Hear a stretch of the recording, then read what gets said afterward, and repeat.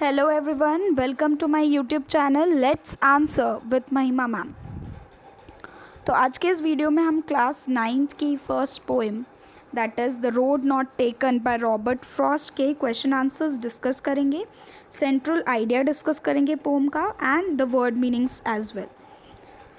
तो सबसे पहले तो ये जो पोएम है, जो कविता है रॉबर्ट फ्रॉस्ट की, बहुत फेमस है, द रोड नॉट टेकन, और इसका मीनिंग भी उतना ही डीप है, उतना ही लॉजिकल है। और स्पेशली जिस क्लास में ये कोर्स में है, सिलेबस में है, उस क्लास के बच्चों के लिए ये जो टॉपिक है, जो इसकी सेंट्रल आइडिया है, वो जानना बहुत इंपॉर्टेंट है, बिकॉज ये चॉइसेस के ऊपर है। राइट, आपने इसको पढ़ा भी होगा, समझा भी होगा, तो आपने देखा होगा कि ये चॉइस के ऊपर है कि आपको कैसे चॉइस करनी चाहिए लाइफ में, और चॉइस कितना अफेक्ट करती है आपकी लाइफ को।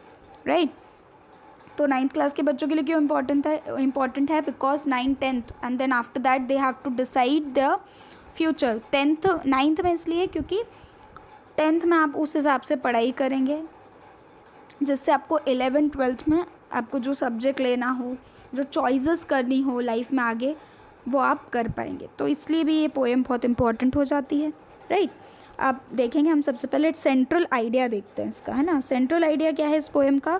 The speaker is confronted with two roads. जो स्पीकर है, जो यहाँ पे बोल रहा है व्यक्ति कविता में, वो पोएट ही हैं, ठीक है। उनको अपन स्पीकर भी बोल रहे हैं, ट्रैवलर भी बोल रहे हैं। ट्रैवलर मतलब जो सफ़र कर रहा है वो। नरेटर भी बोल रहे हैं, जो कविता में बोलता है उसको नरेटर भी बोल सकते हैं हम, स्पीकर भी बोल सकते हैं। तो अलग अलग वर्ड यूज़ किए जा रहे हैं पोएट के लिए, कवि के लिए। तो यहाँ पे स्पीकर जो है, टू रोड्स उनके सामने आती है, कन्फ्रंट करते हैं, यानी उनके सामने दो सड़कें आती हैं, and he has to make a choice as to which road he should take. और उन्हें ये चॉइस करनी है, चुनना है दोनों सड़कों में से कि उन्हें किस रास्ते पर जाना है। अब इसकी जो थीम है वो क्या है? यहाँ सड़कें तो एक सिम्बल्स हैं, सिम्बलाइजेशन है हमारी रियल लाइफ का, कि रियल लाइफ में ह्यूमन बींग्स को क्या होता है, चॉइसेस दे फेस। जो इंसान है वो किस चीज़ से डिफाइन होता है, परिभाषित होता है, by the choices they face. जो उनके लाइफ में चॉइसेस आती हैं, ठीक है, जो वो सामने फेस करते हैं वो, and the choices they make, यानी कि उन चॉइसेस में से उन्होंने कौन सा चॉइस लिया, कौन सा ऑप्शन चुना, इससे वो डिफाइन होते हैं। तो ये सेंट्रल आइडिया है, सेंट्रल थीम है पोएम की, ठीक है। तो ये क्वेश्चन जनरली पूछा जाता है in the exam, that what is the central idea of the poem. तो ये आप इसका आंसर ऐसे दे सकते हैं। देन डिफ़िकल्ट वर्ड मीनिंग्स पे आते हैं हम। डाइवर्ज्ड मतलब होता है जब दो, मतलब कोई भी चीज़ दो चीज़ में बट गई। जैसे कि रोड सीधी जा रही है, वो दो डायरेक्शन में बढ़ गई, एक रोड इधर निकल गई लेफ्ट में, एक राइट में निकल गई, तो वो क्या है? डाइवर्ज। देन वुड, वुड मतलब है यहाँ पे वुड, एक्चुअल वुड का मतलब हमें पता है लकड़ी होता है, पर यहाँ पे पोएम में वुड का मतलब क्या है? जंगल।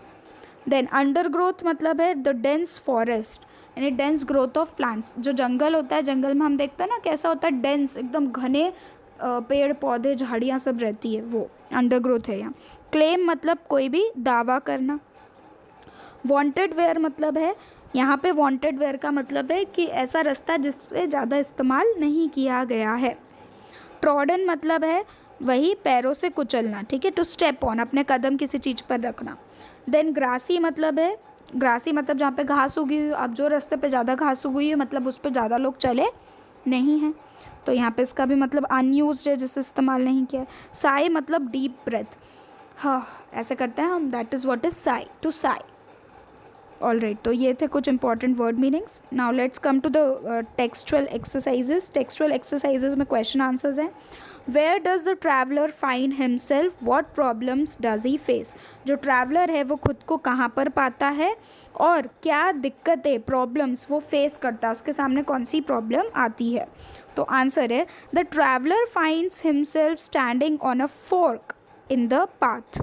अब पाथ मतलब होता है रास्ता, ट्रैवलर मतलब है जो सफ़र कर रहा है, वो ट्रैवल कर रहा है जो। अब वो खुद को कहाँ पाता है? एक ऐसा रास्ता जो फोर्क हो रहा है, फोर्क मतलब ऐसा हो रहा है, ठीक है। एक रास्ता है जो सीधा जा रहा है, अब वो क्या हो गया? दो में बट गया। फोर्क पता है ना, फोर्क क्या होती है? वो जो चम्मच होती है कांटे वाली, ठीक है। तो यहाँ पे फोर्क मतलब क्या है? जो रास्ता बढ़ गया, डाइवर्ज हो गया है।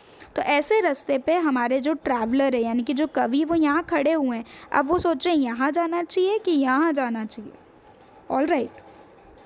तो ये है traveller find himself on a fork in the path, standing himself on a fork in the path. ये आपका आंसर हो गया फर्स्ट पार्ट का।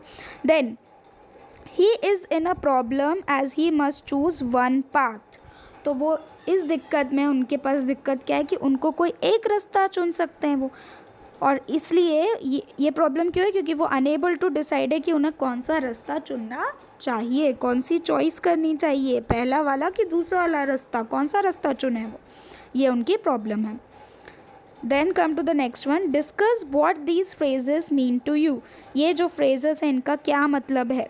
अब ये जो फ्रेजेस हैं कविता में दिए, पोएम में दिए हुए हैं, अब इनका क्या मतलब निकलता है। इन अ येलो वुड, येलो मतलब होता है पीला, वुड मतलब मैंने आपको बताया कविता में इसका मतलब है फॉरेस्ट, ठीक है। तो येलो पीला जंगल। अब जंगल पीला कब होता है, जंगल तो हरा होता है, पीला कब होता है, पतझड़ के मौसम में, है ना। तो आपका आंसर होगा it refers to forest, forest which has withering leaves in the season of autumn. Autumn मतलब पतझड़ का मौसम, पतझड़ के मौसम में जो पत्तियाँ होती हैं वो पीली हो जाती हैं, ठीक है, झड़ने लगती हैं, सूख जाती हैं, इसलिए इसको येलो वुड बोला है। आप या तो डायरेक्टली भी आंसर लिख सकते हैं, it means the forest in autumn season, ये भी आपका आंसर हो सकता है। Then second one, it was a grassy and wanted wear. वो जो रास्ता था वो ग्रासी था और वॉन्टेड वेयर था, यानी कि उस पर ज़्यादा चला नहीं गया था। तो क्या मतलब है इसका, it means that the path had lot of grass on it, ठीक है। इसका मतलब क्या है, जो पाथ है, जो रास्ता है, उस पर बहुत सारी क्या है, ग्रास है, घास है। This means that it had not been walked over by many people. और इसका मतलब यह है कि इस रास्ते पर ज़्यादा लोग चले नहीं हैं, ठीक है। Then come to the next one, the passing there, है ना। द पासिंग देयर का मतलब क्या है, it means that when he walked on the path that he had chosen, ठीक है। इसका मतलब यह है कि ऐसा रास्ता, जब जो रास्ता उन्होंने चुन लिया और फिर जब वो उस पर चलने लगे, ये उसका मतलब है, ठीक है। जो रास्ता उन्होंने चुना और उस पर वो चलने लगे, it means that when he walked on the path that he had chosen. Okay, now come to the fourth one, leaves no step had trodden black, ठीक है। It means that no one had walked over it. ऐसी पत्तियाँ जिसके ऊपर लोग चले नहीं हैं।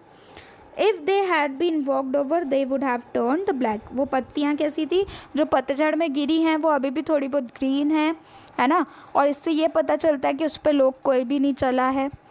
अगर उस पर चला होता तो व्यक्ति, कोई भी उस पर स्टेप रखी होती, ट्रॉडन होता, है ना, तो क्या हुआ था, वो रास्ते पे वो जो पत्तियाँ हैं वो ब्लैक पड़ चुकी होती, ठीक। Now fifth one, how way Leeds on two way. रास्ते से रास्ता कैसे बनता चला जाता है ना। जब हम कोई भी एक रास्ता चुनते हैं तो उसके बाद हम देखते हैं वो रास्ता आगे दूसरे रास्ते से कनेक्टेड चला जाता है, फिर हम पीछे पलट के नहीं आ पाते, हमें उसी रास्ते को कंटिन्यू करते जाना पड़ता है। तो यहाँ पे ये जो रास्ता है इसका मतलब क्या है, चॉइसेस। तो अगर आप कोई एक चॉइस करेंगे तो वो चॉइस पे चॉइस आगे बढ़ती चली जाएगी, उस चॉइस से ही नए रास्ते खुलते चले जाएंगे। It means that as we walk on a path we come across more options and make choices further. जैसे जैसे हम आगे बढ़ते हैं हम और ऑप्शंस मिलते जाते हैं और हम उस पर चॉइसेस करते चले जाते हैं। We keep on walking ahead on that way, और उसी रास्ते पे हम चलते जाते हैं। चलो next third one, is there any difference between the two roads. क्या दो रास्तों के बीच में कोई अंतर है। पहले स्टैंजा में, इन द स्टैंजा 2 और 3, सेकेंड और थर्ड स्टैंजा में पोएट ने कैसे बताया, and the last 2 lines of the poem, जो आखिरी की 2 लाइन्स है पोएम की, उसमें कैसे बताया। तो पहले तो फर्स्ट पार्ट को हम आंसर कर दें। The two paths were similar, जो 2 रास्ते हैं वो सिमिलर थे, समवॉट सेम थे। In the beginning the poet fell that one of them was grassy. शुरुआत में पोएट को लगता है कि एक जो है वो ज़्यादा ग्रासी है, and had not been walked over by many people, जिस पे ज़्यादा लोग चले नहीं हैं। But when he walked on it for some distance, पर जब वो कुछ डिस्टेंस उस पर वॉक करते हैं, then he realise that it was like the other road. तब उन्हें लगता है कि ये जो है ये दूसरी रोड की तरह ही है। पहले तो उन्हें लगता है कि एक रास्ता ज़्यादा ऐसा है जो ग्रासी है। Then second part of the question का आंसर क्या है, लास्ट 2 लाइन्स में कैसे डिस्क्राइब किया है, here again the poet talks of his initial decision. यहाँ पे वापस से लास्ट 2 लाइन्स में वो उनके सबसे शुरुआती, इनिशियल मतलब क्या होता है, शुरुआती डिसीजन, जो निर्णय है उनका, उसके बारे में बात करते हैं। When he thought that the roads were different and chose the one that had been walked over by a lesser number of people. और जब वो सोचते हैं कि वो रोड जो थी वो डिफरेंट थी, जिसने सारा डिफरेंस क्रिएट कर दिया, और वो रास्ता कम लोगों ने चुना था, जिस पे कम लोग चले थे, ठीक है, और उसी रास्ते ने सारा डिफरेंस उनकी लाइफ में क्रिएट करा है। ये उनकी आखिरी 2 लाइन्स हैं। देन 4th क्वेश्चन पे आते हैं हम, what do you think the last 2 lines of the poem mean. वही क्वेश्चन है कि जो आखिरी की 2 लाइन्स है उसका क्या मतलब है कविता में।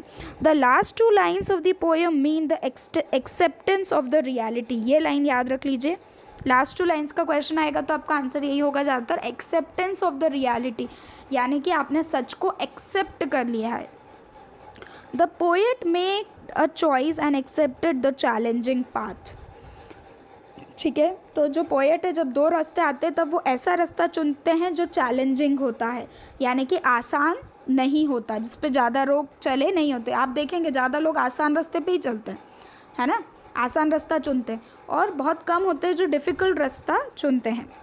He wanted to do something different in his life, क्योंकि वो अपनी लाइफ में कुछ अलग करना चाहते थे, डिफरेंट करना चाहते थे। सो ही चोजेज द लेस ट्रैवल्ड रोड, तो इसलिए वो ऐसा रास्ता चुनते हैं जो कम चला गया है। All right, now the next part, अब जो आखिरी के 2 क्वेश्चंस हैं यहाँ पे, वहाँ पे बच्चों को खुद से आंसर देना है, वो बच्चों के ऊपर है, सबके आंसर्स अलग होंगे इसमें। Have you ever had to make a difficult choice, क्या आपको कभी लाइफ में कोई डिफ़िकल्ट चॉइस आई। जैसे यहाँ पे पोएट देखते हैं हम, उनके सामने 2 ऑप्शंस रहते हैं कि आपको ऐसा हुआ, येस तो आप येस लिख सकते हैं, नो तो नो लिख सकते हैं। Then how will you make the choice, for what reasons, और अगर ऐसा आती है सिचुएशन तो आप कैसे चॉइस रखेंगे। तो इसका आंसर ये हो सकता है कि आप चॉइस कैसे रखेंगे, सबसे पहले तो the one you are more interested in, जो ऑप्शन आपको लगता है कि आप कर सकते हैं, दैट यू विल चूज़। आप दूसरे को देख के वो ऑप्शन चुनेंगे नहीं, ठीक है। जैसे यहाँ पे पोएट ने किया, उन्होंने ये नहीं देखा कि ज़्यादा लोग किस रोड से ट्रैवल करें, उन्होंने क्या देखा कि वो किस रोड से ट्रैवल करना चाहते हैं। तो ऐसे ही आपका भी होना चाहिए, right, and it is the correct way of having any option. Then second one, after you have made a choice, do you always think about what might have been done or do you accept the reality? Choice करने के बाद आप क्या यही सोचते रहते हैं कि अगर हम दूसरा ऑप्शन चुनते तो क्या होता, या ये ऑप्शन नहीं चुनते तो क्या होता, या आप एक्सेप्ट करते हैं रियलिटी को जैसे पोएट ने किया। तो आपका क्या आंसर होगा, that completely depends on you, yes और नो, एंड वाई, वो भी आपको लिखना रहेगा। ओके, नाउ आ जाएं कुछ इंपॉर्टेंट क्वेश्चंस पे हम। What is a wood, what did the narrator see in the wood. Wood क्या है और नरेटर ने वुड में क्या देखा। वुड हमने पता है यहाँ पे जंगल है, ठीक है, फॉरेस्ट है। Would means a forest. The narrator saw 2 paths diverging and disappearing in the undergrowth.